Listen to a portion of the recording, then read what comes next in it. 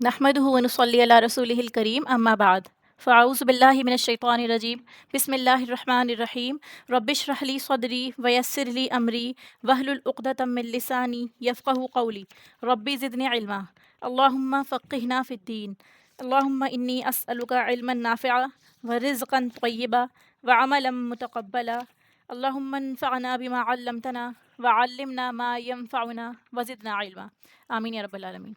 السلام علیکم ورحمۃ اللہ وبرکاتہ۔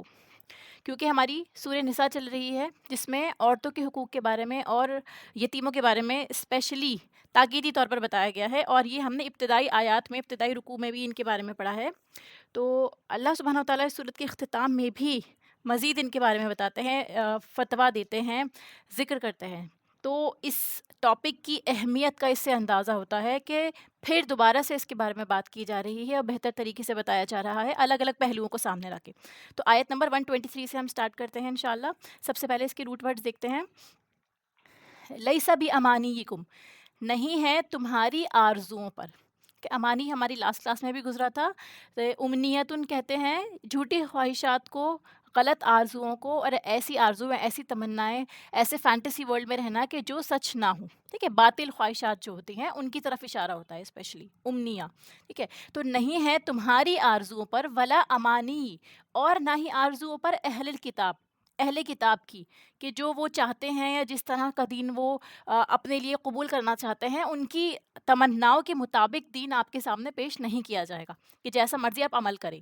اللہ سبحانہ و تعالیٰ فرماتا ہے میں یعمل سوءا، جو کوئی عمل کرے گا، سوء برا، ٹھیک ہے، یجزا بھی، تو وہ جزا دیا جائے گا، اس کو بدلہ ملے گا اس کا، جیسا آپ نے عمل کیا آپ کو ویسا ہی بدلہ ملنا ہے۔ ولا یجد لہو، اور نہ وہ پائے گا اپنے لیے من دون اللہ، اللہ کے سوا، ولین کوئی دوست، ولا نصیرہ اور نہ کوئی مددگار۔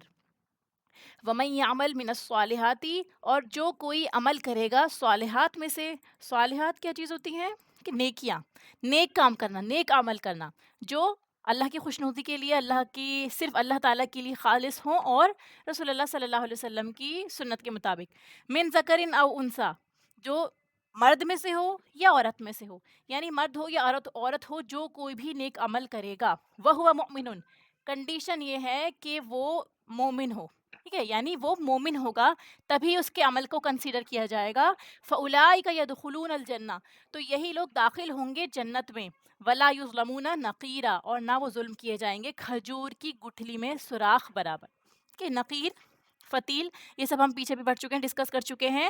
چھوٹی سی چیز، یہ نقیر جو ہوتی ہے وہ کھجور کی گٹھلی کے اوپر ایک چھوٹا سا سوراخ ہوتا ہے، اس کو کہا جاتا ہے، یعنی اتنا سا بھی اللہ سبحانہ و تعالیٰ ان کے اوپر ظلم نہ کرے گا، ان کی نیک اعمال کو ضائع نہیں جانے دے گا۔ ومن احسن دینا، اور کون زیادہ اچھا ہے دین میں، ٹھیک ہے، یہ سوال کیا جا رہا ہے، من، کون، احسن، زیادہ اچھا ہے۔ احسن جو ہے یہ سپرلیٹو ڈگری ہے یہاں پہ، جیسے ایک ہوتا ہے حسن، ٹھیک ہے، اور یہ ہے احسن۔ جیسے ہمیں پتہ ہے نا کبیر ہوتا ہے اور ایک اکبر ہوتا ہے، کبیر مطلب بڑا، اکبر مطلب زیادہ بڑا، تو احسن کا مطلب یہ ہے زیادہ اچھا، اچھے سے بھی زیادہ اچھا، ٹھیک ہے۔ اور کون زیادہ اچھا ہے دینن، دین میں، ممن، اس سے جو، اسلمہ، جس نے سپرد کر دیا، سرنڈر کر دیا، ٹھیک ہے۔ اسلمہ، سین لام میم اس کا روٹ ہے، مسلم بھی یہی روٹ ہے، ٹھیک ہے۔ تو سپرد کر دیا جس نے، وجہہ، اپنا چہرہ، وجہن چہرے کو کہا جاتا ہے فیس کے لیے اسپیشلی، اور جو انسان کسی کی طرف فیس کر دیتا ہے، اس کا کیا مطلب ہے کہ وہ اپنی توجہ، اپنی پوری امپورٹنس کہہ لیجیے، پرائیورٹی جو ہوتی ہے اس کے سامنے ہوتی ہے، جو جس کی طرف وہ فیس کر کے رکھتا ہے، ٹھیک ہے۔ تو چہرہ جو ہے انسان کی پوری پرسنالٹی کی، اس کی جتنی بھی لائکس ڈس لائکس ہیں، اس کے انٹرسٹ ہیں، اس کی عکاسی کرتا ہے۔ تو سپرد کر دیا اس نے اپنا چہرہ، للہ، اللہ کے لیے، وہو محسن، اور وہ محسن بھی ہے، کہ نیکوکار ہے۔ یعنی صرف یہ نہیں کہ آپ بولتے ہیں کہ ہاں ہم اللہ تعالیٰ کی بات ماننے والے ہیں، اللہ سے محبت کرنے والے ہیں، لیکن آپ کرتے اپنا ہے، ٹھیک ہے، اپنے مطابق عمل کرتے ہیں اور دوسروں کو پریشان کر کے رکھا ہوا ہے، گناہوں کی کثرت ہے۔ تو یہاں بھی کنڈیشن ہے، دیکھیے، کہ جو اللہ کے لیے سرنڈر کر تو رہا ہے، اپنے آپ کو مسلمان تو کہتا ہے، لیکن وہ نیکوکار بھی ہے، نیکی کرنے والا ہے۔ اور ہم سب جانتے ہیں احسان کیا چیز ہوتی ہے، اچھا کرنا، اور اس کا آپ ریٹرن بھی نہیں مانگ رہے، یعنی جتنا کوئی ڈیزرو کرتا ہے اس سے زیادہ آپ کسی کو دیں گے تو وہ احسان کی کیٹیگری میں چلا جاتا ہے، ٹھیک ہے؟ یعنی حسن، خوبصورتی کے لیے استعمال کرتے ہیں نا، حسین ہونا، تو نیکی جو ہے، کوئی نیکی جو کرتا ہے، جو جتنا ڈیزرو کرتا ہے اس سے زیادہ اس کے لیے اچھا کرتا ہے تو وہ احسان ہو جاتا ہے، تو وہ نیکوکار بھی ہو، اور ساتھ میں ایک اور کنڈیشن بھی ہے، دیکھیے کہ اللہ تعالیٰ کے آگے اپنے آپ کو سرنڈر کر دیا اس نے، اور وہ نیکوکار بھی ہے، اور وہ اتباع کرتا ہے ملت ابراہیم کی، یعنی وہ ملت ابراہیم کی پیروی کرنے والا ہے، جیسے ابراہیم علیہ السلام کا دین تھا جو ہمیں معلوم ہے دین حنیف، اور جب بھی ابراہیم علیہ السلام کی ملت کا ذکر ہوتا ہے تو وہاں پہ آپ حنیف کا لفظ ضرور دیکھیں گے، ٹھیک ہے؟ تو حنیف کا کیا مطلب ہوتا ہے؟ جو یکسو ہو، جو اپنے کام پہ ڈٹا ہوا ہو، اس کو معلوم ہے کہ مجھے کیا کرنا ہے، نہ وہ رائٹ جاتا ہے نہ وہ لیفٹ جاتا ہے، نہ افراد کرتا ہے نہ تفرید کرتا ہے، اس کو معلوم ہے، اس کا گول فکس ہے کہ مجھے ایسا ہی کرنا ہے، اور صرف اللہ تعالیٰ کا ہو کے رہنا ہے یکسوئی کے ساتھ، اور جو بھی کام ہم پوری یکسوئی کے ساتھ کرتے ہیں فل کنسنٹریشن سے، وہ کام سب سے بہترین ہوتا ہے، اسی لیے وہ پیروی کرتا ہے ابراہیم علیہ السلام کی جو یکسو تھے اللہ تعالیٰ کے لیے، انہوں نے اپنے آپ کو یکسو کر لیا تھا، ہر جگہ سے کٹ کے وہ صرف اللہ کے ہو گئے تھے، واتخذ اللہ ابراہیم خلیلا، نتیجتاً اللہ تعالیٰ نے بنا لیا ابراہیم علیہ السلام کو اپنا خلیل، ٹھیک ہے؟ لام اس کا روٹ ہے، خاص دوست کے لیے استعمال ہوا ہے، اور خلیل جو ہے خلت کیا چیز ہوتی ہے؟ محبت کے لیے بھی استعمال ہوتا ہے، خلت دوستی کا دل میں سرایت کر جانا، یعنی ایسی دوستی جو آپ کے دل میں اتر گئی ہو، گہری دوستی کی طرف اشارہ ہے، خالص محبت کی طرف اشارہ ہے، ایسا دوست جس کی محبت اس طرح دل میں اتر جائے کہ پھر کسی اور کی جگہ نہ بچے اس میں، ٹھیک ہے؟ انگلیوں کا خلال کرنا بھی آپ نے سنا ہوگا، کس طرح کرتے ہیں؟ ایک انگلی کو دوسری انگلی میں ملا لیتے ہیں، تو ایسی دوستی کہ جس میں آپ اپنے دونوں ہاتھوں کو امیجن کریں کہ آپ دونوں ہاتھوں کی فنگرز کو کراس کر لیتے ہیں، ٹھیک ہے؟ تو یہ وہ دوستی ہوتی ہے، اس طرح کی دوستی آپ کی کہ آپ نے ایسے ٹائٹ مضبوط ہاتھ پکڑا ہوا ہے کسی کا۔ وَلِلَّهِ مَا فِي السَّمَاوَاتِ وَمَا فِي الْأَرْضِ، اللہ تعالیٰ کے لیے ہی ہے جو کچھ آسمانوں میں ہے اور جو کچھ زمین میں ہے، یعنی آپ اس کو دوست بنائیں نہ بنائیں، حنیف ہو یا نہ ہو، سب کچھ اللہ کا ہے، جو آپ کے پاس ہے، جس چیز کو آپ چاہتے ہو، جس کی وجہ سے آپ اللہ تعالیٰ کو ناراض کر رہے ہو، ایوری تھنگ بلانگس ٹو اللہ، وَكَانَ اللَّهُ بِكُلِّ شَيْءٍ مُحِيطًا، اور اس کے اوپر کہ اللہ تعالیٰ ہر چیز کو گھیرے ہوئے بھی ہے، اللہ تعالیٰ نے سراؤنڈ کر رکھا ہے ہر چیز کو، ہماری ہر خواہشات کو، جو بھی ہماری ڈیزائرز ہیں، جو اچھا برا ہم چاہتے ہیں، ہم سوچتے ہیں، ہمارے خواہشات، ان سب کو اللہ تعالیٰ گھیرے ہوئے ہے، اللہ تعالیٰ جانتا ہے۔ اس کے بعد اللہ تعالیٰ فرماتے ہیں وَيَسْتَفْتُونَكَ فِي النِّسَاءِ، وہ فتویٰ مانگتے ہیں آپ سے۔ یستفتونہ کیا چیز ہوتی ہے؟ دیکھیے اس کا روٹ کیا ہے، فا تا اور یا، فتویٰ ہم نے سنا ہوگا، تو یہاں پہ فتویٰ جو ہے وہ کسی چیز کا، کسی مشکل کا راہ حل نکالنا، کوئی حکم دریافت کرنا، ٹھیک ہے؟ فتویٰ طلب کرنا یعنی آپ کسی جگہ سٹک ہو گئے ہیں، آپ پھنس گئے ہیں، اب آپ کیا چاہتے ہیں؟ اس معاملے کا راہ حل نکالنا، کہ آپ کیا کریں جس سے کہ وہ مسئلہ حل ہو جائے، تو یہی سوال کیا جاتا ہے یہاں پہ، بتایا اللہ تعالیٰ نے، اللہ سبحانہ تعالیٰ فرماتا ہے کہ وہ لوگ آپ سے سوال کرتے ہیں عورتوں کے بارے میں، قل اللہ، کہہ دیجئے کہ اللہ تعالیٰ یفتیکم، وہ فتویٰ دیتا ہے تمہیں، فیہن، ان کے معاملے میں، وما یتلا علیکم فی الکتابی، اور جو پڑھا جاتا ہے تم پر کتاب میں، یعنی اللہ تعالیٰ فتویٰ دے رہا ہے اور وہ سب چیز کتاب میں موجود ہے اور آپ کو پڑھ کر سنائی جا رہی ہے، فی یتام النسائی، اسپیشلی کن کے بارے میں؟ یتیم لڑکیوں کے بارے میں، یعنی ایسے یتیم جو بچیاں ہیں، جو لڑکیاں ہیں، ان کے بارے میں اسپیشلی بتایا جا رہا ہے، اللاتی، وہ جو لا توتونہن، نہیں تم دیتے انہیں، ٹھیک ہے؟ حمزہ تا اور یا اس کا روٹ ہے عطا کرنا، دینا کسی چیز کو، ٹھیک ہے؟ توتونہن یعنی تم دیتے ہو، توتون جو ہے یہ جمع کا صیغہ ہو گیا، یعنی تم دیتے ہو، اور ہننا ان عورتوں کی طرف اشارہ ہے، ان یتیم بچوں کی طرف، ٹھیک ہے؟ یہ اس کی ضمیر ہے جو اس کے ساتھ اٹیچ ہے، مطلب ہے کہنے کا کہ نہیں تم دیتے انہیں، ٹھیک ہے؟ نہیں کہاں سے میننگ آیا؟ لا سے، کہ تم نہیں دیتے انہیں ماں جو کتبہ لکھا گیا ہے، لکھ دیا گیا ہے، یعنی فرض کر دیا گیا ہے، لہن ان کے لیے، جو ان کا حصہ ہے وہ تم انہیں نہیں دیتے، وترغبون، اور تم رغبت رکھتے ہو، ان تنکحوہن، کہ تم نکاح کر لو ان سے، والمستضعفین من الولدان، اور کمزوروں کے بارے میں بھی، ٹھیک ہے؟ یعنی کمزور کون ہے یہاں پہ؟ مستضعفین، ضعف آپ نے سنا ہوگا کمزوری کے لیے استعمال ہوتا ہے، ضعیف بوڑھے انسان کو کہتے ہیں، ٹھیک ہے؟ تو بیسیکلی جو ضعف ہوتا ہے وہ کمزوری کو کہتے ہیں، تو کمزوروں کے بارے میں اسپیشلی من الولدان، بچوں میں سے، وہ بچے جو کمزور ہیں، ابھی اپنا سٹینڈ نہیں لے سکتے، اپنے لیے کچھ نہیں کر سکتے.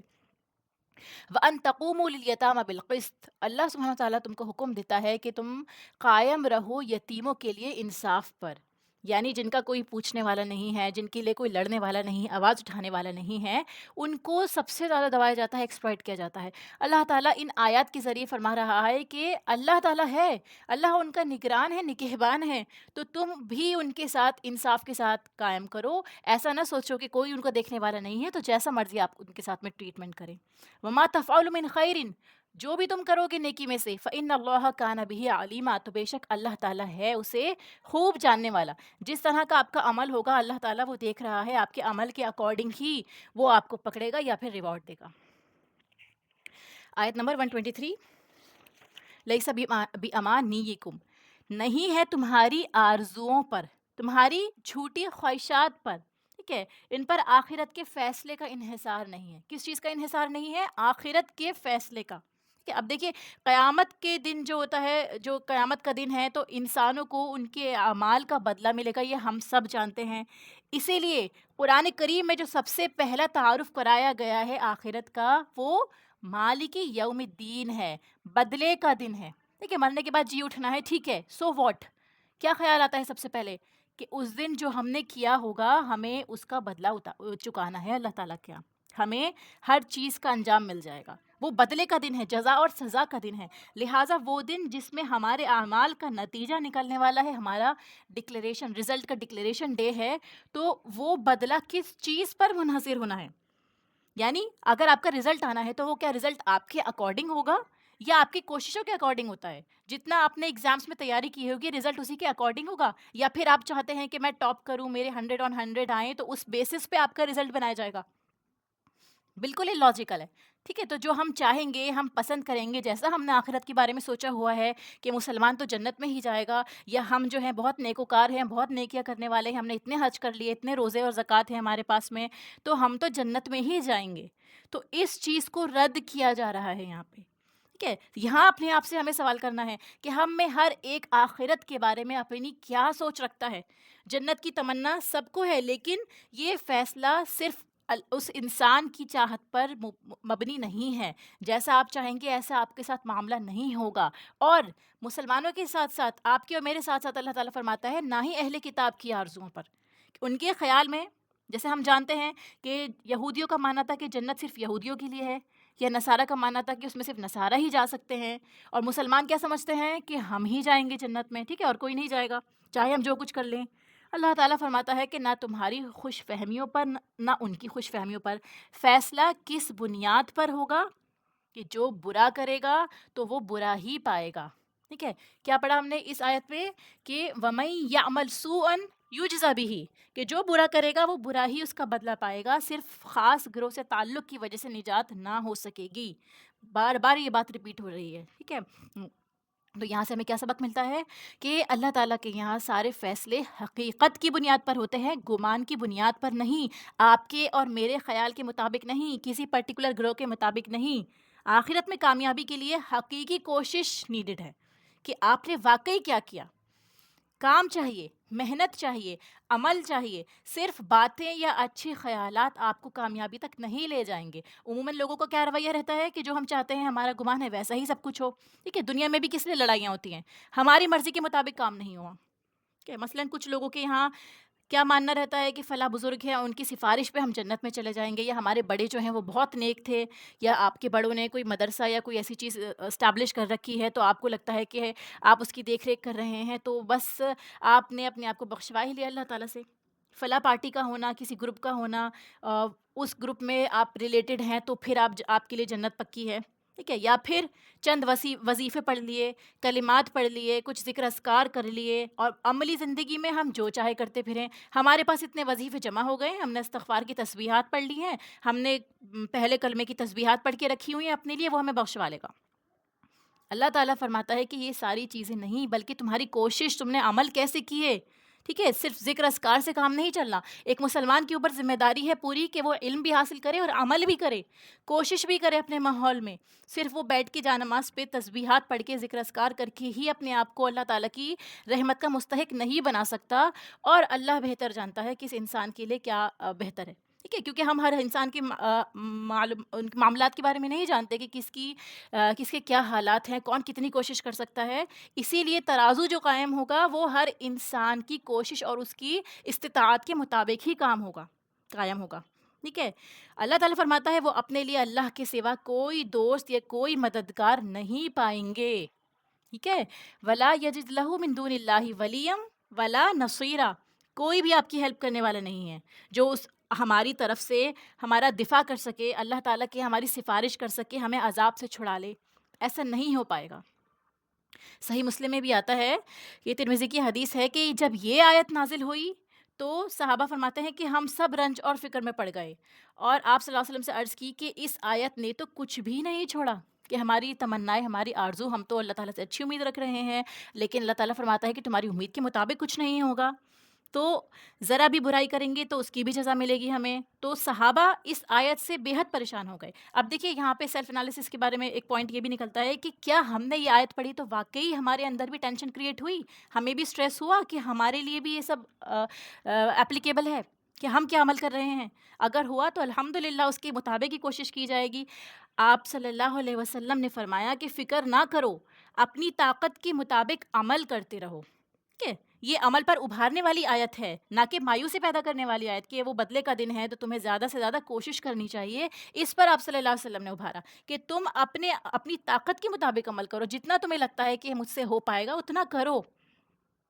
ایسے ہی فرمایا، اللہ کے نبی صلی اللہ علیہ وسلم فرماتے ہیں کہ دنیا میں جو بھی کوئی تکلیف آتی ہے یا مصیبت پیش آتی ہے، یہ تمہارے گناہوں کا کفارہ ہے اور برائی کی جزا ہوتی ہے. یعنی اگر آپ کے اوپر دنیا میں کوئی تکلیف آ رہی ہے جو تو ہم نے گناہ کیے ہیں ان کا کفارہ ادا کرنے کے لیے، یا پھر جو ہم برائی کرتے ہیں ایک طرح سے اس کی بھی جزا دی جاتی ہے، ہم کو ہلایا جاتا ہے، جھنجھوڑا جاتا ہے کہ آپ دنیا میں بے لگام نہیں گھوم سکتے. یہ بھی اللہ کی رحمت ہے کہ ہمیں اللہ تعالیٰ کی طرف سے سگنلز مل رہے ہوتے ہیں کسی بھی پنشمنٹ کے تھرو کہ سنبھل جاؤ، ابھی بھی وقت ہے. کیونکہ اگر اللہ تعالیٰ نے استدراج کر دیا، ڈھیل چھوڑ دی، رسی ہماری دراز ہو گئی، تو پھر ہم لوگ سمجھتے ہیں کہ سب کچھ اچھا ہو رہا ہے تو ہم واقعی اللہ کے بہت چہیتے ہو گئے. ٹھیک ہے، کیا فرمایا کہ تمہارے گناہوں کا کفارہ ہے اور برائی کی جزا ہوتی ہے. یہاں تک کہ کسی کے پاؤں میں کانٹا بھی چبھ جائے تو وہ بھی اس کے لیے گناہوں کا کفارہ بن جاتا ہے. سبحان اللہ. یعنی آپ کے ہاتھ میں کانٹا چبھا، آپ کے سوئی چبھی، کوئی بھی چیز ایسی ہے چھوٹی سے چھوٹی، باریک سے باریک، اور اس میں جو آپ کو تکلیف ہوئی اور وہ تکلیف آپ نے محسوس کری، اس کے بدلے اللہ سبحانہ وتعالیٰ آپ کے گناہ معاف فرما دیتے ہیں. اب یہ بھی دیکھیے کنڈیشن ہر کسی کے لیے نہیں ہے. اگر آپ اللہ تعالیٰ سے محبت کرنے والے ہیں، آپ کے عمل جو ہے اس میں کوشش ظاہر ہوتی ہے، آپ رسول اللہ صلی اللہ علیہ وسلم سے محبت کرتے ہیں، اپنی پوری حد درجے کی کوشش کر رہے ہیں، تو اس کے بعد آپ کا اٹھنا بیٹھنا، سونا جاگنا، آپ کے اوپر جو تکلیف آ رہی ہے، آپ کے پن بھی چبھ رہا ہے، یہ سب آپ کے گناہوں کا کفارہ بن جاتے ہیں. ادروائز ہم اس حدیث کو کتنا لائٹلی لے لیتے ہیں کہ ہم کچھ تو کرنے والے ہیں نہیں اور ہم اپنے پن چباتے رہیں کہ چلو ہمارے گناہ جھڑ رہے ہیں، اپنے آپ کو مصیبت میں ڈالتے رہیں. تو اس چیز سے بھی بچنا ہے. پورا علم ہونا ضروری ہے. صرف ایک حدیث پکڑی اور اس کے بیسس پہ آپ نے اپنا عمل کرنا چھوڑ دیا یا خوش فہمی میں کا شکار ہو گئے، اس سے بھی ہم کو بچنا ہے. ٹھیک ہے، پھر ایک اور حدیث آتی ہے. اس حدیث میں فرمایا ہے کہ ابو قتادہ کی روایت ہے کہ ایک مجلس میں مسلمان، یہود اور نصارہ تینوں اکٹھے تھے. ان کے درمیان ایک بحث شروع ہو گئی. ہر گروہ کا خیال تھا کہ وہ دوسرے سے پہلے جنت میں داخل ہوگا. یہود نے کہا کہ ہم موسیٰ کی امت میں سے ہیں اور موسیٰ علیہ السلام وہ ہیں جن سے اللہ تعالیٰ نے کلام کیا تھا، اسی لیے جنت میں جانے کے لیے سب سے پہلے حق ہمارا ہے. پھر نصارہ کیا فرماتے ہیں کہ ہم سب سے پہلے جائیں گے کیونکہ ہم عیسیٰ علیہ السلام کی امت میں سے ہیں اور وہ کلمت اللہ تھے اور روح اللہ تھے. ٹھیک ہے، اللہ کا کلمہ اللہ کی روح ہے، تو یہ تو ایک سعادت کی بات ہو گئی، تو ہم سب سے پہلے جائیں گے. پھر مسلمانوں کا کیا رہا؟ مسلمانوں نے بھی اپنا پوائنٹ رکھا کہ ہم محمد صلی اللہ علیہ وسلم کے امتی ہیں، خاتم الرسل کے امتی ہیں اور ہم خیر امت ہیں، تو جو لوگوں کے لیے نکالے گئے ہیں، اس لیے ہم سب سے پہلے جائیں گے. تو یہ ان کا آپس میں ڈسکشن چل رہا تھا. پھر فرمایا کہ اس کے بعد اللہ تعالیٰ نے اس آیت کے ذریعے فیصلہ کر دیا کہ کسی کی تمناؤں پہ نہیں بلکہ جو بھی عمل کرے گا اور اللہ پہ ایمان رکھنے والا ہوگا اس کی بیسس پہ آپ اور ہم جنت میں داخل ہوں گے انشاءاللہ. یہاں سے ہمیں کیا سبق ملتے ہیں کہ اللہ تعالیٰ نے اگر اس دنیا کو امتحان کی جگہ بنایا ہے تو پھر اس امتحان کا نتیجہ بھی لازمی ہے. کسی بھی امتحان کا مقصد نتیجے کے سوا کچھ بھی نہیں ہو سکتا. کہ آپ نے پوری زندگی امتحان دیا تو آبویسلی رزلٹ آئے گا ہی آئے گا. تو دنیا میں اللہ تعالیٰ نے تمام مسلمانوں کو امتحان کے لیے ہی پیدا کیا ہے. جب ہماری آزمائش ہے تو نتیجہ جو ہے وہ لازماً سامنے آئے گا، اور نتیجہ اللہ کے کامل عدل پر ہوگا. یعنی اللہ تعالیٰ انصاف کرے گا. جیسے ہم نے اس آیت میں پڑھا نا کہ آپ نے نکیر برابر بھی آپ کے اوپر ظلم نہیں کیا جائے گا. عدل کا تقاضا ہے کہ جو کسی نے کیا ہو اس کو اس کا بدلہ دیا جائے، نہ کہ کسی خوش فہمی کے مطابق. پھر دوسرا سبق اس سے ہمیں کیا ملتا ہے کہ بنی اسرائیل میں خوش فہمی اس لیے تھی کہ ان کو جو ہے افضل الامم کہا گیا. مسلمانوں کے اندر خوش فہمی کس بیسس پہ تھی کہ ہم خیر امت تھے. اللہ تعالیٰ نے قرآن میں ہمارے بارے میں آیت نازل فرمائی ہے. تو وہ جب تک افضل الامم تھے، جب تک انہوں نے اچھے عمل کیے، ٹھیک ہے. جب عمل کرنا ہم بند کر دیں گے تو وہ اعزاز بھی ہم سے چھین لیا جائے گا. ہم اس خوش فہمی میں نہ رہیں کہ ہم خیر امت ہے، اللہ تعالیٰ نے یہ لقب ہمیں دے دیا تو اب جو ہے ہم مسلمان ہونے کی بنا پر جنتی ہیں. ان لوگوں نے عمل کیا کیا جو اللہ تعالیٰ نے ان کو افضل الامت کہا. ٹھیک ہے، صحابہ کے بارے میں اسپیشلی بات ہے کہ ان لوگوں نے کس طرح عمل کر کے دکھایا، کیسا اسلام انہوں نے قبول کیا، کیسا عمل ان کا ظاہر تھا اس اسلام کے نتیجے میں.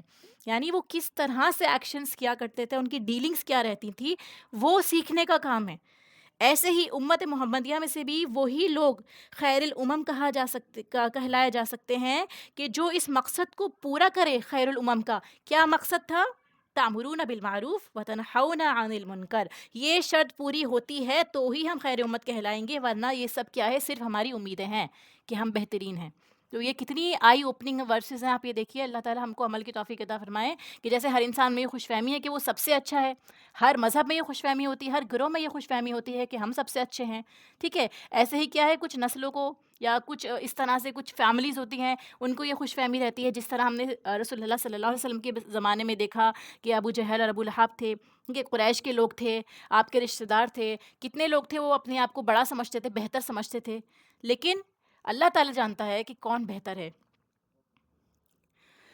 تو انسانوں کی بہت بڑی ویکنیس ہے کہ وہ دنیا میں جس جگہ کام میں ہوتے ہیں، ٹھیک ہے، تو وہاں ان کے لیے مشکل کوئی نہ کوئی ضرور آتی ہے. اب انسان کو کیا کرنا ہے، اس مشکل کا حل نکالنا ہے، نہ کہ اس میں پریشان ہونا ہے. ٹھیک ہے، آپ اس مشکل کا حل نکالیں اور اس کے بعد کیا کریں، جتنی آپ سے کوشش ہو پھر اللہ تعالیٰ پر چھوڑ لیں.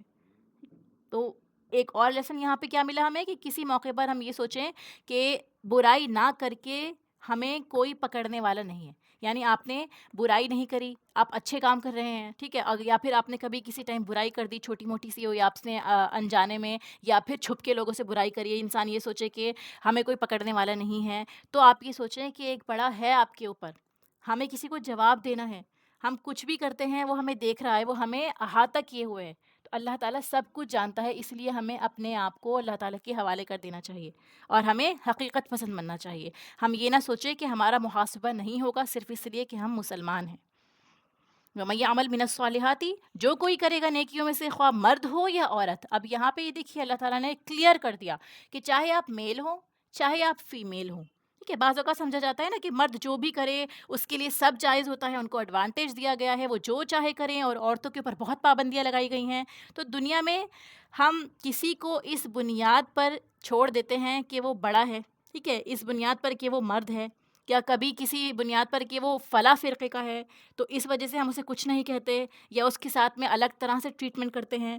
فرمایا کہ نہیں، دونوں کو جزا ملے گی، ہر ایک کو جزا ملے گی، چاہے وہ کسی بھی فرقے کا ہو، چاہے وہ کسی بھی جنس کا ہو. شرط یہ ہے کہ وہ مومن ہو، تو ایسے لوگ جنت میں داخل ہوں گے اور نہ ظلم کیے جائیں گے ذرہ برابر بھی. تو نیک عمل کوئی بھی کرے اس میں فرق نہ ہوگا، ہر ایک کی نیکی کو بھی قدردانی کی نگاہ سے دیکھا جاتا رہے گا انشاءاللہ. شرط یہ ہے کہ وہ ایمان والا ہو، اس کے بغیر کوئی چیز فائدہ نہ دے گی. ٹھیک ہے، کیونکہ آپ کسی بھی ریلیجن میں ہوں اور آپ اچھا کام کرتے ہیں، آپ چیریٹی کرتے ہیں، آپ لوگوں کی ہیلپ کرتے ہیں، لیکن آپ اللہ تعالیٰ کو نہیں مانتے، آپ آخرت کو نہیں مانتے، آپ ایک خدا کو نہیں مانتے، آپ اس کے رسول کو نہیں مانتے جس نے یہ سارا میسج آپ تک پہنچایا ہے. کہ دیکھیے، نیکی کرنے کا جذبہ تو ہے اللہ تعالیٰ نے ہر ضمیر میں رکھا ہے، ہر انسان کے اندر ہے کہ وہ نیکی کر کے اس کو سکون ملتا ہے، اس کو خوشی محسوس ہوتی ہے. اصل امتحان کیا ہے کہ اپنے خالق کو، اپنے معبود کو پہچاننے کے بعد اس کی رضا کے لیے اور اس کو خوش کرنے کے لیے نیکی کرنا. نہ کہ یہ کہ ٹھیک ہے دنیا والوں کو فائدہ ہوگا یا آپ دوسروں کے لیے رحم محسوس کرتے ہیں، لیکن آپ نے کوئی ریوارڈ کا اس میں بدلہ نہیں چاہا، آپ نے کسی کو خوش کرنے کے لیے نہیں کیا۔ جب آپ کی نظر میں، آپ کے وہم و گمان میں اللہ تعالیٰ ہے ہی نہیں، تو اللہ تعالیٰ آپ کو ریوارڈ کیوں دے گا؟ وہ ریوارڈ آپ کو دنیا میں بھی مل سکتا ہے، ہو سکتا ہے اس کی دعا سے آپ کے کام بن جائیں اور آپ جو ہے بہت پھلے پھولیں، آپ کی کاروبار میں برکت ہو جائے، یا پھر آپ دنیا والوں کی نظروں میں بہت محترم ہو جائیں۔ پر اللہ تعالیٰ کے لیے یہ سب نہیں تھا، تو قیامت کے دن یہ سب اللہ تعالیٰ سے کیوں ملے گا آپ کو ریوارڈ؟ دنیا میں مل گیا آپ کا، ختم، ٹھیک ہے، اس کے بغیر کوئی فائدہ ہی نہیں ہے اگر آپ اللہ تعالیٰ پہ ایمان نہیں رکھتے۔ تو ایمان بھی بیج کی طرح ہے، جب تک آپ زمین کے اندر بیج نہیں ڈالیں گے، جب تک اس کا پیڑ نہیں نکلے گا اور نہ ہی اس پہ کوئی پھل آئے گا۔ تو نیک کام کے لیے ایمان شرط ہے، اور ایمان کے ساتھ نیک کام ضروری ہیں، یہ دونوں لازم اور ملزوم ہیں۔ یعنی آپ ایمان والے ہیں اور نیک کام نہیں کر رہے تو بھی آپ جنت میں نہیں جائیں گے۔ اور اس آیت میں ہم نے کیا سیکھا کہ آپ صرف ایمان کا نام لیتے ہیں اور کسی بھی طرح کا کوئی عمل نہیں کرتے، تب بھی آپ جنت میں نہیں جائیں گے، ٹھیک ہے، جنت میں داخل نہیں ہو سکتے آپ۔ جتنے درجے کا آپ کا ایمان ہوگا، اتنے درجے کے ہی آپ کے عمل بھی ہوں گے، ٹھیک ہے۔ جیسے کہ آپ کے اندر جتنا زیادہ ایمان ہے، آپ خود دیکھیں گے کہ آپ نیکیوں میں دوڑ لگاتے ہوں گے، آپ بھاگ بھاگ کے نیکی کا کام کر رہے ہوں گے۔ تو ایمان ہی ایک موٹیویشنل سورس ہے جو انسان کو نیکی پر ابھارتی ہے، ٹھیک ہے۔ اگر آپ کے اندر ایمان زیادہ ہے، اگر آپ محسوس کریں گے کہ آپ اللہ سے قرب محسوس کرتے ہیں، تو آپ یہ دیکھیں گا کہ نیکی جو ہے آپ کی، وہ بھی پوری اخلاص کے ساتھ ہوگی۔ آپ چھپا کے نیکی کر رہے ہوں گے، آپ اس کی جزا صرف اللہ تعالیٰ سے مانگیں گے۔ وہ سطحی نیکی نہیں ہوگی کہ آپ نے دیکھا کہ اللہ تعالیٰ نے آپ کی دعا سن لی، یا آپ کو دنیا میں واہوائی مل رہی ہے تو آپ اور کام کر رہے ہیں۔ اگر آپ کو یہ سب کچھ نہیں مل رہا تو آپ نے سب چھوڑ دیا، یا تھوڑی سی مخالفت ہو گئی، لوگوں نے برا بھلا کہنا شروع کر دیا، خاندان نے بوائیکاٹ کرنا شروع کر دیا، تو آپ نے وہ نیک کام چھوڑ دیا۔ تو وہ چیز کیا ہے؟ وہ آپ کی سطحی تھی، وہ پوری اس میں ایمانی قوت کے ساتھ میں آپ نے کام نہیں کیا تھا۔ کیوں؟ کیونکہ ایمان کا مطلب کیا ہے کہ انسان امن میں آ جائے، وہ اللہ تعالیٰ کے آگے اپنے آپ کو جھکا دے، سرنڈر کر دے۔ اس کے نتیجے میں کیا ہوگا؟ اللہ تعالیٰ فرماتا ہے کہ ذرہ برابر بھی وہ ظلم نہیں کیا جائے گا، یہ جو عمل کرے گا تو اس کا ریوارڈ اسے اللہ سے ملنا ہے۔ لہٰذا لوگوں کی پرواہ نہ کریں، کسی کی پرواہ نہ کریں، اگر وہ اچھا کام ہے، نیکی کا کام ہے، سنت سے ثابت ہے، تو اس کے لیے ڈٹ جائیں، اس سے پہلے کہ قیامت کا دن آ جائے۔ ومن احسن دینا، کون زیادہ اچھا ہے دین میں، ممن، اس سے جو اسلمہ، کہ جو سپرد کر دے اپنے چہرے کو، کہ مراد کیا ہے؟ اپنی ذات کو، اپنے آپ کو، اپنے نفس کو، کس کے لیے؟ للہ، اللہ کے لیے، وہو محسن، اور وہ محسن بھی ہو، اور ساتھ ہی ساتھ واتبع ملت ابراہیم حنیفہ، وہ پیروی کرے ملت ابراہیمی کی جو یکسو تھے۔ واتخذ اللہ ابراہیم خلیلا، اور بنا لیا تھا اللہ تعالیٰ نے ابراہیم کو اپنا خلیل، اپنا رفیق، ٹھیک ہے۔ جیسے ہم نے پڑھا خلیل گہرا دوست، تو عمل صالح کو ہی یہاں پہ واضح کیا جا رہا ہے کہ عمل صالحہ کا سب سے عمدہ طریقہ کیا ہے۔ پہلی شرط اس کی کیا ہے؟ کہ اپنا آپ اللہ کے سپرد کر دینا۔ جیسے کہ جب آپ کے پاس کوئی چیز ہوتی ہے، آپ کی بلونگنگ ہوتی ہے، آپ نے کسی کو گفٹ کر دیا، آپ کے پاس کوئی چیز تھی، کوئی کتاب تھی، کوئی پین تھا، اور آپ نے اس کو دوسرے کو دے دیا، تو اب آپ کی ملکیت ختم اور وہ اس کی ملکیت شروع ہو جائے گی جس کو آپ نے وہ چیز دی ہے۔ اسی طرح سے اگر آپ اپنے آپ کو اللہ کے حوالے کر دیتے ہیں تو آپ کا اور میرا اختیار اپنے اوپر سے ختم۔ اب ہم صرف وہی کریں گے جو اللہ تعالیٰ چاہتا ہے ہم سے، ہم اللہ کی ملکیت ہو جائیں گے، اور مانے یا نہ مانے ہم سب ہی اللہ کی ملکیت ہیں۔ تو بہترین انسان کون ہوا؟ کہ جو اس بات کو مان لے اور ویسے ہی عمل کرے کہ ہم اللہ ہی کی تو ملکیت ہیں، واپس بھی اللہ کے پاس جانا ہے، حساب کتاب دینا ہے اپنے مالک کو۔ تو اگر ہم نے مان لیا تو ہم فائدے میں رہے، ورنہ کیا ہوگا؟ مانے یا نہ مانے آپ کو تو اللہ تعالیٰ کے پاس جانا ہی ہے، ملکیت تو آپ اللہ کے ہی ہیں۔ دوسری کنڈیشن ہے محسن بننا، اور تیسری کنڈیشن ہے ابراہیم علیہ السلام کی ملت کی پیروی۔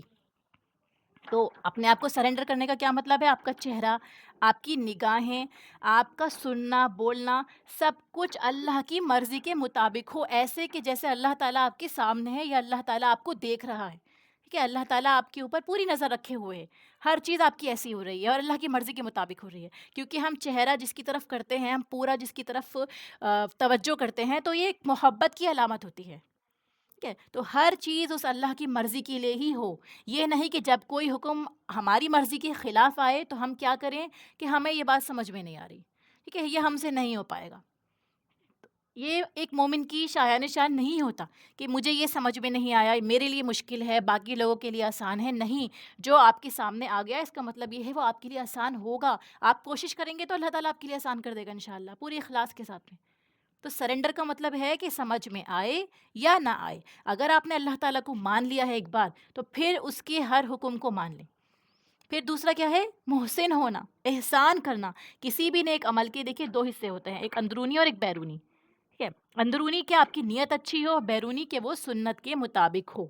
تو یہ چیزیں کیا آتی ہیں؟ نیت، آپ کی سوچ، آپ کا ارادہ، آپ کا عمل، ہر چیز بہترین ہو، دونوں کی جو خوبصورتی ہے وہ ساتھ ساتھ چل رہی ہو، اندرونی اور بیرونی بھی، ٹھیک ہے؟ اور محسن میں جو ظاہری تعلقات ہیں ان کی خوبصورتی بھی آتی ہے کہ آپ سوچ بھی اچھا رہے ہیں اور آپ کے جو معاملات ہیں وہ بھی خوبصورت ہیں، ٹھیک ہے؟ رسول اللہ صلی اللہ علیہ وسلم کے بارے میں کیا آتا ہے؟ لقد کان لکم فی رسول اللہ اسوۃ حسنہ، کہ جو بھی کام آپ کیا کرتے تھے وہ ہمارے لیے ایک اسوہ ہے، خوبصورت طریقہ ہے ہمارے سامنے اللہ تعالیٰ نے جو پیش کیا ہے، ٹھیک ہے؟ تو آپ اس کام کو محسن کے درجے پر کیا کرتے تھے۔ تو اسی لیے عمل صالح کے اندر نیت اور سنت کے طریقہ یہ دونوں آئیں گے کہ آپ کی نیت کیا تھی اور سنت کے مطابق ہے یا نہیں۔ مثلا نماز ہم سب پڑھتے ہیں، ہمیں کوشش کرنی چاہیے کہ نبی پاک صلی اللہ علیہ وسلم کی طریقے کے قریب ترین پڑھیں۔ آپ نے کس طرح نماز ادا کری، اس طرح کیا ہوگا کہ آپ دن میں کتنی مرتبہ نماز ادا کرتے ہیں، اور اگر آپ نے اس کو سنت کے مطابق کرا ہے، سب سے زیادہ اگر اس کے قریب رہ کے کیا ہے کہ جیسے آپ نے نماز ادا کری تھی، تو اتنا زیادہ آپ کا ریوارڈ بڑھ جائے گا۔ پھر ایسے ہی حج آپ کرنے جاتے ہیں، وہ سنت کے مطابق ہو تو وہ زیادہ اجر والا ہوگا۔ کھانا بھی ہم روز کھاتے ہیں، لیکن اگر ہم سنت کے مطابق کھائیں تو اللہ تعالیٰ کو بھی وہ پسند آئے گا، اور ساتھ میں آپ کو ریوارڈ بھی مل رہا ہے، وہ آپ کی عبادت میں لکھا جا رہا ہے، اس کے نتیجے میں آپ کو اللہ کی محبت بھی ملتی ہے۔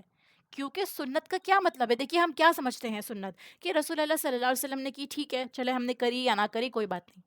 نہیں، سنت کا مطلب یہ ہے جو اللہ تعالیٰ کو سب سے زیادہ پسندیدہ چیز ہے، جس سے اللہ تعالیٰ سب سے زیادہ محبت کرتے ہیں، جس عمل سے وہ رسول اللہ صلی اللہ علیہ وسلم نے اڈاپٹ کیا ہے اور وہ ہمیں میسج کے طور پہ دے دیا کہ یہ اللہ کا فیوریٹ عمل ہے، وہ سنت کہلاتی ہے، ٹھیک ہے؟ رسول اللہ صلی اللہ علیہ وسلم کا عمل تو ہے ہی، لیکن اس کے پیچھے آپ یہ دیکھیے کہ وہ اللہ تعالیٰ کا فیوریٹ عمل تھا۔ اللہ تعالیٰ ایسے عمل سے محبت کرتا ہے، وہ رسول اللہ صلی اللہ علیہ وسلم نے کر کے دکھائے اور وہ ہمیں کرنے ہیں۔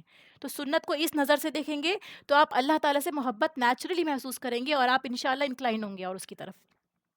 سونے کا عمل بھی اسی طرح سے ہے، آپ سو رہے ہیں اور آپ کو اپنی تھکان اتارنی ہے، لیکن آپ سنت کے مطابق سو رہے ہیں، وضو کر کے سو رہے ہیں، رائٹ سائڈ پہ سو رہے ہیں، مسنون اذکار پڑھ کے سو رہے ہیں، بستر جھاڑ کے سو رہے ہیں، جتنے بھی سنت مسنون طریقے ہیں سونے سے پہلے، آپ کی عبادت میں لکھا جا رہا ہے وہ سب چیزیں۔ تو کیوں ان موقعوں کو ہم چھوڑتے ہیں اور بعد میں ہم نیکیوں کے لیے ترسیں گے کہ جب ہماری نیکیاں ہوں گی وہی ہماری کرنسی ہوگی جنت میں جانے کی؟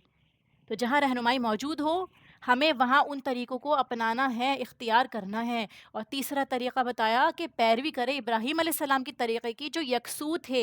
ابراہیم علیہ السلام کے اندر یہ ساری صفات تھیں، ٹھیک ہے؟ خلیل جو ابھی ہم نے سمجھا، ایسے حنیف، ایسی یکسوئی، ایسا یکسو ہونا کہ جو پوری کائنات سے کٹ کر صرف اللہ تعالیٰ کا بن جائے، پورے شرح صدر کے ساتھ۔ یہ نہیں کہ مجبوری میں آپ کر رہے ہیں، بے دلی سے کر رہے ہیں، نہیں۔ یہ حنیف ہونے کا مطلب یہ ہے کہ آپ سب سے کٹ گئے اور صرف اللہ کے ہو گئے، اور پھر اللہ کی مرضی کے، اللہ کے حکم کے مطابق آپ لوگوں سے ڈیل کر رہے ہیں، نہ کہ آپ کسی اور کی محبت میں وہ کام کریں، جیسے ابراہیم علیہ السلام نے کیا۔ اپنی ذات سے، اپنی اولاد سے، اپنی فیملی سے، اپنے ملک سے، ہر کسی سے بڑھ کر انہوں نے اللہ تعالیٰ سے محبت کی ہے، اس کے بعد ہی انہوں نے سب کے ساتھ ایسے معاملات کیے ہیں جیسے اللہ تعالیٰ کو پسند ہے۔ تو وہ مکمل وفادار تھے، ان میں خیر کی طلب تھی، تڑپ تھی، ٹھیک ہے؟ انہوں نے کوئی شکوہ نہیں کیا، بس ایکسیپٹ کر لیا۔ قال اسلمت لرب العالمین، کہ اللہ تعالیٰ میں نے اپنے آپ کو سپرد کر دیا، میں نے سرنڈر کر دیا، اور خوشی سے انہوں نے یہ کام کیا، اسی لیے اللہ تعالیٰ کے وہ پیارے ہو گئے۔ اللہ تعالیٰ نے انہیں اپنا دوست کہا، کتنی بڑی سعادت کی بات ہے، آپ یہ دیکھیے، جیسا کرو گے ویسا بھرو گے، جتنا اللہ کے لیے خالص ہوگے اللہ کے یہاں اتنا مقام پاؤ گے، تھوڑا دو گے تو تھوڑا ملے گا، زیادہ دو گے تو زیادہ ملے گا۔ یہی اس آیت کا لیسن ہے، ٹھیک ہے؟ کسی دوسرے سے صلہ کی امید نہیں رکھنی، صرف اللہ تعالیٰ سے صلہ کا سوال کرنا ہے ہمیں۔ وَلِلَّهِ مَا فِي السَّمَاوَاتِ وَالْأَرْضِ، کیوں سوال کرنا ہے ہمیں؟ کیونکہ اللہ ہی کے لیے ہے جو بھی آسمانوں میں ہے اور جو بھی زمین میں ہے، اس کے مقابلے میں انسان تو بے اختیار ہے۔ وَكَانَ اللَّهُ بِكُلِّ شَيْءٍ مُحِيطًا، اللہ تعالیٰ ہر چیز کو گھیرے ہوئے ہے، خواہ عاقل ہو، غیر عاقل ہو، بڑی چیز ہو، چھوٹی چیز ہو، سب چیزیں جن کی تعداد صرف اللہ تعالیٰ کو ہی معلوم ہے۔ یہ آیت پچھلی آیت کے بعد آئی ہے، دیکھیے سارے خزانے اللہ تعالیٰ کے پاس ہیں، ہر چیز اس کے گھیرے میں ہے، اس کے کنٹرول میں ہے، اس کے قابو میں ہے۔ اس کے بعد انسان اس گھیرے میں اپنے آپ کو رکھے، اپنے آپ کو امیجن کرے، ٹھیک ہے؟ وہ اس سے نہیں نکل سکتا۔ عقل مند وہ ہے جو خود اپنے آپ کو سرنڈر کر دے، اپنی مرضی سے جھک جائے، ٹھیک ہے؟ کیونکہ اللہ تعالیٰ کے ہاتھ میں سب کچھ ہے۔ جتنا زیادہ اللہ تعالیٰ کی اس صفت پر ہمیں یقین ہوگا کہ یہ ہر چیز اللہ تعالیٰ کی ہی ہے، اللہ کو ہی بلانگ کرتی ہے، اتنا ہی ہمارے دل میں خشیت زیادہ ہوگی، اور اتنا ہی نتیجے میں ہمارا عمل بہتر ہوتا چلا جائے گا۔ پھر ہم کہیں چھپ کر کوئی غلطی بھی نہیں کر سکتے، ٹھیک ہے؟ کیونکہ ہمیں معلوم ہوگا کہ یہ سب کام اللہ تعالیٰ کی نگرانی میں ہے، اللہ تعالیٰ سب کچھ دیکھ رہا ہے۔ تو اللہ کے آگے سر تسلیم خم کر دینا، اور اپنی خود مختاری، یعنی یہ سوچنا کہ یہ ہماری اپنی مرضی ہے، ہم جیسے چاہے زندگی جئیں، ہماری مرضی ہماری لائف ہے، یہ اس سے بہتر طریقہ کیا ہے کہ حقیقت کے مطابق ہم عمل کریں اور اللہ تعالیٰ کی بندگی پہ ہم راضی ہو جائیں۔ اب پھر دیکھیے آپ کہ اس آیت کے بعد عورتوں اور یتیموں کے حقوق کی بات کی جا رہی ہے۔ پہلے یہاں پہ ذہن سازی کی جا رہی ہے، ہمارا مائنڈ بنایا جا رہا ہے کہ ہر چیز اللہ تعالیٰ کی ہے۔ پھر اس کے بعد بتایا جا رہا ہے کہ دیکھو جو آگے تم معاملات کر رہے ہو لوگوں کے ساتھ، کمزوروں کے ساتھ، وہ زیادتیاں جو تم کر رہے ہو، جو تم مال روکے ہوئے ہو، جیسے دور جاہلیت میں ہوا کرتا تھا، تو اس کا بھی بتایا گیا کہ اللہ تعالیٰ کے اختیار میں ہے یہ ساری چیزیں۔ تم کوئی ناجائز کام کرو گے تو بھی اللہ تعالیٰ سے نہیں چھپ سکتا۔ اسی لیے اس آیت میں آتا ہے وَيَسْتَفْتُونَكَ فِي النِّسَاءِ، وہ فتویٰ مانگتے ہیں آپ سے عورتوں کے معاملے میں، فتویٰ طلب کرتے ہیں، ٹھیک ہے؟ اسپیشلی شریعت میں دیکھیں گے تو کسی چیز کا شرعی حکم دریافت کرنا کہ شرعی حکم کیا ہے، اور اگر اب لفظی معنی دیکھیں گے تو کسی مشکل بات کا حل دریافت کرنا۔ عورتوں کے معاملات میں کچھ مشکلات ایسی ہیں جن کا حل دریافت کرنا مقصود تھا، ٹھیک ہے؟ شرعی حل جو ہے، فرمایا اللہ تعالیٰ تم کو فتویٰ دیتا ہے ان عورتوں کے بارے میں، یعنی براہ راست اللہ تعالیٰ نے اس معاملے کو اپنے کہ اللہ تعالیٰ فتویٰ دیتا ہے اپنی نسبت کے ساتھ بتایا کہ میرے ہاتھ میں ہے یہ، میں تم کو بتاتا ہوں کہ تمہیں کیا کرنا ہے، ٹھیک ہے؟ پیچھے وصیت دی پچھلی آیات میں، اور یہاں پہ کیا ہے دیکھیے، یہاں پہ خود بتایا کہ اللہ تعالیٰ تم کو فتویٰ دیتا ہے اور جو پڑھا جاتا ہے، یعنی یہ جو فتویٰ ہے جو لکھا گیا ہے یہ اللہ تعالیٰ کے کلام میں موجود ہے، ٹھیک ہے؟ یہ سب چیزیں اللہ تعالیٰ نے اپنے کلام میں لکھی ہوئی ہیں۔ وَمَا يُتْلَى عَلَيْكُمْ فِي الْكِتَابِ، یہ سب اللہ تعالیٰ نے کتاب میں، خصوصاً کتاب یہاں پہ قرآن کریم کا ذکر ہے، اور اس میں سورہ نساء کی آیت نمبر 3 میں جیسے ہم نے پڑھا تھا کہ یتیم عورتوں کے بارے میں، وہ عورتیں کہ نہیں تم دیتے ان کو جو ان کے لیے لکھا گیا ہے۔ اب یہاں پہ جو کتبہ کا لفظ آیا ہے کہ جو ان کے لیے لکھا گیا ہے، وہ کیا چیز ہے؟ یہاں پہ مہر کے بارے میں اسپیشلی بات ہوئی تھی کہ مہر، یتیم لڑکیوں کے جو مہر تھے وہ دبا لیے جاتے تھے۔ لوگ کیا کرتے تھے، اس کے مال، اس کو جو ہے یتیم لڑکی ہوتی تھی اس کو مال کی طرح تقسیم کر دیتے تھے، ٹھیک ہے؟ اور جو بیٹیاں ہوتی تھیں ان کو وارث نہیں بنایا جاتا تھا، ان سے حق چھین لیا جاتا تھا۔ قرآن نے آ کے ان ساری چیزوں سے منع کیا۔ پھر شادی اپنے بیٹوں سے کروا دینا، پھر یہ کہنا کہ مہر بھی نہ دینا پڑے گا، کہ اپنے بچوں سے آپ کی وکالت میں ہیں وہ بچیاں، اور اپنے ہی لڑکوں سے آپ نے شادیاں کروا دی اس لیے کہ اب ضرورت ہی کیا ہے مہر کی، اپنے گھر کی بچی ہے۔ تو یہ چیز بھی پسندیدہ نہیں ہے۔ پھر جائیداد میں بھی ساتھ نہیں دینا، اس کی جتنی بھی صورتیں ہم نے پڑھی ہیں گھما پھرا کے ساری وہی چیزیں ہیں کہ جو عورتوں پہ ظلم کیا جاتا تھا، ان کو حق سے محروم کر دیا جاتا تھا۔ اللہ تعالیٰ فرماتا ہے کہ اللہ تم کو وہ احکام بھی یاد دلا دیتا ہے کہ جو پہلے سے تم کو اس کتاب میں بتائے جا رہے ہیں، سنائے جا رہے ہیں کہ یتیم لڑکوں کے معاملے میں تمہیں کیا کرنا چاہیے۔ تم ان پر ظلم نہ کرو، جن عورتوں کو تم ان کے لکھے ہوئے مہر نہیں دیتے، تم ان کے مہر مار لیتے ہو، اور تم رغبت بھی نہیں رکھتے کہ ان سے نکاح کرو، ٹھیک ہے؟ پھر وَتَرْغَبُونَ أَن تَنكِحُوهُنَّ، کہ تم رغبت نہیں رکھتے ان سے کہ تم شادی کر لو، نکاح کر لو، کیونکہ وہ خوبصورت نہیں ہے یا پھر ان کے پاس مال نہیں ہے تو تم ان سے شادی بھی نہیں کرتے۔ یا تو دیکھیے صرف مال دیکھ کر نکاح کرتے تھے، یا مال نہیں ہوتا تو حسن دیکھ کر نکاح کرتے تھے کہ خوبصورت ہے۔ فرمایا ان یتیم بچیوں کے حقوق کو پروٹیکٹ کیا جا رہا ہے کہ جن کا مہر انہیں نہیں دیا جاتا تھا، اور بعض اوقات ان سے نکاح کی رغبت ہوتی تھی اور بعض اوقات ان سے نہیں بھی ہوتی تھی رغبت، ٹھیک ہے؟ لیکن نکاح اس لیے کر لیتے تھے کہ ان کو مہر نہ دینا پڑے، ان کے جو ان کا حق ہے وہ ان کو نہ دیں۔ اس چیز سے روکا گیا ہے کہ نہیں، اگر آپ یتیم بچیوں سے نکاح کر رہے ہو تو ان کے مہر ان کو دو، اور اگر آپ مہر نہیں دے سکتے یا آپ ان سے نکاح نہیں کرنا چاہتے تو ان سے نکاح مت کرو، ٹھیک ہے، پھر یہ نہ کرو کہ ان کی لائف بھی اسپوائل کر رہے ہو آپ صرف اس وجہ سے کہ ان کا حق نہ دینا پڑے تو آپ ان سے شادی کر لیتے ہیں، ان سے نکاح کر لیتے ہیں۔ اس کے ساتھ ہی کمزور بچوں کے بارے میں بھی بتایا ہے، کمزور بچے، یتیم بچے، یعنی اللہ تعالیٰ فتویٰ دیتا ہے یتیم بچوں کے بارے میں جو معذور ہوں یا بیمار ہوں یا کمزور ہوں۔ ٹھیک ہے، کسی کو کمزور سمجھ کر اس کا حق نہ دینا یہ بہت بڑا ظلم ہے کہ یہ تو آواز اٹھا نہیں سکتا، اس کے پاس اتنی طاقت نہیں ہے، خواہ جتنا چاہے اس پہ ظلم کرو، چاہے وہ ہمارے سرونٹس ہوں، چاہے وہ ہماری فیملی ممبرز ہوں، ایسے لوگ ہوں جو کمزور ہوتے ہیں، جیسے بیوی ہو گئی، بچے ہو گئے، اور خصوصی طور پر یتیم بچے ہو گئے جو آپ کی وکالت میں ہیں، آپ کی کفالت میں ہیں۔ فرمایا کہ یہ کہ تم قائم رکھو، اللہ تعالیٰ کا حکم ہے کہ تم قائم رکھو یتیموں کے لیے انصاف، یعنی تم یتیموں کے ساتھ انصاف کرو، خواہ لڑکیاں ہوں یا لڑکے، کوئی بھی یتیم ہو۔ یہ نہ ہو کہ لڑکوں کے ساتھ انصاف کر رہے ہو اور لڑکیوں کے ساتھ نہیں کر رہے، یہ یتیم لڑکیاں ہیں۔ انصاف سے کام لو، حق تلفی نہیں کرنی ہے۔ جس بچی کا تم سمجھتے ہو کہ اس کا حق نہیں دے سکو گے اور ظلم زیادتی کرو گے تو بہتر ہے اس سے نکاح کر لو، اس کو منع کیا گیا ہے۔ پھر میراث کے معاملے میں ان کو حق نہ دینا، ان کا جو وراثت ہوتی ہے اس کو دبا لینا، اس کو ضبط کر لینا، کہ تو میراث اور مہر اس کی ادائیگی میں پرٹیکولرلی جو اس آیت میں ہم لوگوں نے سیکھا وہ کیا ہے، دو طرح سے جو ظلم ہوا کرتے تھے وہ تھے وراثت کے اور مہر دینے کے معاملے میں، تو ان دونوں کے بارے میں انصاف سے کام لینے کا حکم دیا گیا ہے۔ اور اس کے آگے اللہ تعالیٰ فرماتا ہے کہ جو بھی تم کرو گے نیکی میں سے کام، بدنی نیکی کر رہے ہو، مالی نیکی کر رہے ہو یا قولی نیکی، جو تم اچھی بات کہتے ہو، کوئی عمل کرتے ہو یا اللہ تعالیٰ کی راہ میں صدقہ کرتے ہو، خواہ عبادات ہو، معاملات ہو، اخلاقیات ہو، حقوق کی ادائیگی ہو، ٹھیک ہے، مالی مدد ہو، صدقہ دینا ہو، کسی کو علم سکھانا ہو، تو یا پھر اپنے جسم سے کام لے رہے ہو، خدمت کر رہے ہو، کسی کو ہنر سکھا رہے ہو، کوئی بھی نیکی کا کام تم کرتے ہو، اللہ تعالیٰ فرماتا ہے کہ وہ اس کو جاننے والا ہے۔ یعنی نظر تم دنیا کے مال و متاع پہ نہ رکھو، بلکہ اس چیز پہ رکھو کہ تم کیا نیک عمل کر رہے ہو۔ جو بھی تم کرو گے اللہ تعالیٰ اس سے بہترین ریوارڈ تمہیں دے گا۔ ہو سکتا ہے دنیا میں ہی تمہیں مال کی فراوانی ہو جائے، تمہیں شہرت مل جائے، ہو سکتا ہے تمہیں آخرت میں ملے، کیونکہ آخرت میں تو ہمیں پتہ ہے ملنا ہی ملنا ہے، دنیا میں بھی مل سکتا ہے اس کا بدلہ۔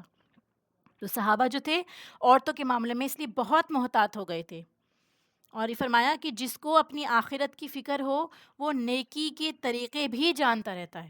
ٹھیک ہے، یعنی جیسے یہاں پہ آیا نا یستفتون کا، کہ صحابہ نے سوال کیا، فتویٰ مانگا عورتوں کے بارے میں کہ کہیں ایسا نہ ہو کہ ہم سے یتیم بچیوں کے بارے میں کوئی غلط بات ہو جائے یا ہم ان کا حق مار رہے ہوں، تو اس لیے یہ سوال کس کی طرف اشارہ ہے کہ ان کو اپنی آخرت کی فکر تھی، ان کو نیکی کرنے کے طریقے جاننے تھے۔ تو فتوے میں ہر چیز کور نہیں ہو سکتی، دیکھیے اس لیے اختتام جو اس آیت پہ ہوا ہے وہ جنرل کر دیا گیا ہے کہ جو بھی تم نیکی کرو گے سب اللہ تعالیٰ جانتا ہے، اس کے بارے میں اللہ تعالیٰ خوب جاننے والا ہے۔ تو ایک شخص وہ ہے جس کو خود کام نظر آتے ہیں، اور ایک وہ ہے جس کو لسٹ دینی پڑتی ہے۔ ٹھیک ہے، تو کیا ہوتا ہے دیکھیے کہ ہم اپنی خاندانی زندگی میں بعض اوقات جو ہے لوگوں کے ساتھ میں حق تلفی کرنے لگ جاتے ہیں، ٹھیک ہے، یا پھر ان کے حق سے بڑھ کر ان سے مانگنے لگتے ہیں۔ قرآن پاک میں جہاں بھی رشتہ داروں کا یہ لوگوں کی بات کی گئی ہے وہاں ساتھ ہی یتیموں کی بات بھی آ جاتی ہے۔ اس سے معلوم ہوتا ہے کہ اللہ تعالیٰ کی نگاہ میں یتیم بچوں، عورتوں کے بارے میں ان کے حقوق کی اہمیت کتنی زیادہ ہے۔ ٹھیک ہے، تو کوئی بھی نیکی کا طریقہ نہیں چھوڑا، دیکھیے جس بھی طرح سے آپ نیکی کرنا چاہیں آپ کر سکتے ہیں، سارے راستے کھلے ہوئے ہیں۔ خصوصی طور پہ یہاں یتیموں اور عورتوں کے بارے میں اس لیے بتایا گیا کیونکہ سب سے زیادہ ان کو ایکسپلائٹ کیا جاتا ہے۔ ابتدائی 2 رکوع میں بھی ان کے حقوق کی تحفظ کی تاکید کی گئی تھی شدت کے ساتھ، جو ہم نے ابتدائی 2 رکوع پڑھے ہیں اس صورت کے، اور اسی پر اللہ تعالیٰ نے اکتفا نہیں کیا بلکہ اسی گفتگو کو دوبارہ چھیڑ دیا سوال کے طور پہ، تاکہ آپ کو سمجھ میں آئے۔ ٹھیک ہے، کہ وہ سوال کرتے ہیں یہ لیجئے جواب، تو جب کوئی سوال کرتا ہے پھر اس کا جواب ملتا ہے تو وہ زیادہ اٹینٹیولی انسان سنتا ہے۔ اللہ تعالیٰ فرماتا ہے دیکھیے وہ خود فتویٰ دے رہا ہے، وہ خود جواب دیتا ہے۔ ٹھیک ہے، تو یہ بھی ایک موٹیویشن کا ذریعہ ہوتا ہے کہ اللہ تعالیٰ نے ہمیں خود کرنے کو کہا ہے تو ہمیں یہ کام کرنا ہے۔ اور پھر اس کے بعد دیکھیے رسول اللہ صلی اللہ علیہ وسلم کے کیا طریقے ہوا کرتے تھے فیملی کے ساتھ میں، رسول اللہ کس طرح سے ڈیل کیا کرتے تھے، یہ بھی ہمارے لیے ایک بہت بڑا لیسن ہے۔ اگر آپ سیرت پڑھیں، آپ ہسٹری پڑھیں گے تو آپ دیکھیں گے کہ آپ کے ساتھ جو تھا بچوں کا معاملہ کیسے ہوا کرتا تھا، آپ یتیموں کے ساتھ کیسا معاملہ کیا کرتے تھے۔ ٹھیک ہے، تو اسی لیے نبی پاک صلی اللہ علیہ وسلم کو دیکھیں گے نا آپ، وہ ان کو حضرت حسن اور حضرت حسین کو جنت کا پھول قرار دیتے تھے کہ یہ دونوں جو ہیں وہ جنت کے پھول ہیں۔ نماز میں بھی اگر وہ بیٹھ جاتے تھے آپ کی پیٹھ پر آ کر تو آپ سر نہیں اٹھاتے تھے کہ جب تک وہ خود نہ اٹھیں، سجدے میں ہی رہتے تھے، آپ سجدہ طویل کر دیا کرتے تھے۔ ٹھیک ہے، ایسے ہی حضرت امامہ تھیں جو حضرت زینب کی بیٹی تھیں، جب آپ گھر سے نکلتے تھے تو وہ روتی تھیں، پھر آپ نے کیا کیا، ان کو اپنی گود پر اٹھا لیا، اور آپ نماز پڑھانے آ رہے تھے تو نماز میں آپ نے ان کو اپنے کندھے پر ہی بٹھائے رکھا. تو اتنا خیال رکھا گیا ہے چھوٹے بچوں کا. دیکھیے جن کے ماں باپ ہی فوت ہو گئے ہوں تو ان بچوں کے اندر کتنی محرومیاں ہوتی ہیں، ان کا کانفیڈنس کتنا لو ہو جاتا ہے. تو اللہ تعالیٰ اسی لیے ان کی طرف توجہ دلا رہا ہے کہ جن کے ماں باپ بھی نہیں ہیں، اب ان کو آپ ناروا مارتے ہیں، ٹھیک ہے، کہ ان کے ساتھ کوئی ہے نہیں پوچھنے والا، آپ ان کو زبردستی ڈانٹتے ہیں، زیادہ سے زیادہ کام دیتے ہیں ان کو، کیونکہ یہ کھا رہا ہے ہمارے ساتھ بیٹھ کے، جتنا ہو سکے اس سے کام لو، باہر کے کام کروائے، جتنا آپ اپنے بچوں کو نہیں دیتے اتنا آپ ان کو ایکسپلائٹ کرتے ہیں. ٹھیک ہے، تو یہ چیز کیا ہے، اس چیز سے روکا گیا ہے کہ دین کا جو علم حاصل کرنا ہے وہ اسی لیے تاکہ آپ ان غلط رویوں سے بچ سکیں، اپنے آپ کو سخت دل ہونے سے بچا سکیں، کیونکہ اس سب کا جواب ہمیں اللہ تعالیٰ کو دینا ہے. اللہ تعالیٰ فرماتا ہے نا کہ جو بھی بھلائی تم کرو گے تو اللہ تعالیٰ کو اس کا علم ہے، اللہ تعالیٰ سب کچھ جاننے والا ہے. تو اللہ تعالیٰ سے دعا ہے کہ اللہ تعالیٰ ہمیں بہترین عمل کی طرف ہماری رہنمائی فرمائے. جو سوسائٹی میں جتنے بھی خرابیاں ہیں، اگر ہمارے سامنے کچھ آتی ہے، ہم دیکھتے ہیں اور پھر ہم اس کو کہنے کی قوت رکھتے ہیں آیت کی روشنی میں، بتانے کی، اصلاح کرنے کی، یا محبت سے سمجھانے کی، اور پھر ہم نہ کریں، تو اس چیز سے ہمیں بچنا ہے. ہمیں اپنے تئی پوری کوشش کرنی ہے کہ جتنا ہو سکے ہم سب سے پہلے خود عمل کریں، اور اس کے بعد اگر ہم یہ آس پاس میں کچھ ہوتا ہوا دیکھتے ہیں تو کس طرح سے اس کو روک سکیں. کیونکہ ہم نے جیسے پہلے پڑھا نا کہ آپ جب تک عمل نہیں کریں گے، صرف خیر امت ہونا یہ کافی نہیں ہوگا. جو بہترین عمل کرتا ہے، نیکی کی کوشش کرتا ہے، تو اللہ تعالیٰ اس کو توفیق بھی دیتا ہے اور اس کی مدد بھی کرتا ہے انشاءاللہ. ان آیت کی تلاوت سن لیں. ليس بأمانيكم ولا أماني أهل الكتاب من يعمل سوءا يجز به ولا يجد له من دون الله وليا ولا نصيرا ومن يعمل من الصالحات من ذكر أو أنثى وهو مؤمن فأولئك يدخلون الجنة ولا يظلمون نقيرا ومن أحسن دينا ممن أسلم وجهه لله وهو محسن واتبع ملة إبراهيم حنيفا واتخذ الله إبراهيم خليلا ولله ما في السماوات وما في الأرض وكان الله بكل شيء محيطا ويستفتونك في النساء قل الله يفتيكم فيهن وما يتلى عليكم في الكتاب في يتامى النساء اللاتي لا تؤتونهن ما كتب لهن وترغبون أن تنكحوهن والمستضعفين من الولدان وأن تقوموا لليتامى بالقسط وما تفعلوا من خير فإن الله كان به عليما. وآخر دعوانا الحمد لله رب العالمين. سبحانك اللهم وبحمدك نشهد أن لا إله إلا أنت نستغفرك ونتوب إليك. السلام عليكم ورحمة الله وبركاته.